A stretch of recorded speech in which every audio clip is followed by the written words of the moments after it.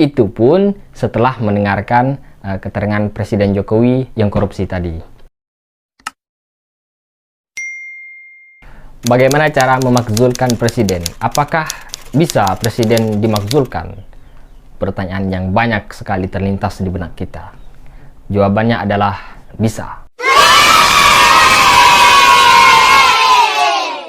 Berdasarkan pasal 7A Undang-Undang Dasar 1945, adapun bunyi pasal 7A Undang-Undang 1945, presiden dan atau wakil presiden dapat diberhentikan dalam masa jabatannya oleh Majelis Permusyawaratan Rakyat atas usul Dewan Perwakilan Rakyat, baik apabila terbukti telah melakukan pelanggaran hukum berupa pengkhianatan terhadap negara, korupsi, penyuapan, tindak pidana berat lainnya, atau perbuatan tercela, maupun apabila terbukti tidak lagi memenuhi syarat sebagai presiden dan atau wakil presiden.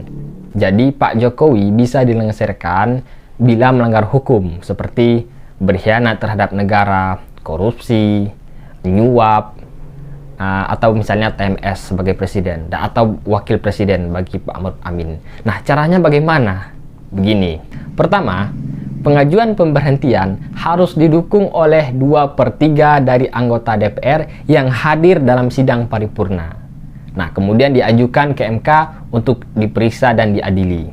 Nah, setelah MK memutuskan presiden terbukti secara sah dan meyakinkan telah melanggar hukum, korupsi misalnya, maka DPR menyelenggarakan sidang paripurna untuk kemudian diteruskan ke MPR. Singkat cerita, MPR mengadakan rapat paripurna. Nah, perlu diketahui, rapat paripurna MPR ini harus dihadiri oleh sekurang-kurangnya 3/4 dari anggota MPR. Dalam hal MPR mengambil keputusan, itu harus disetujui oleh 2/3 anggota MPR. Itu pun setelah mendengarkan keterangan Presiden Jokowi yang korupsi tadi. Problemnya di sini kan.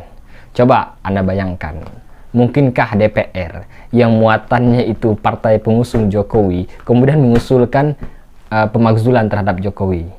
Saya rasa tidak mungkin. Ya, terima aja kenyataannya.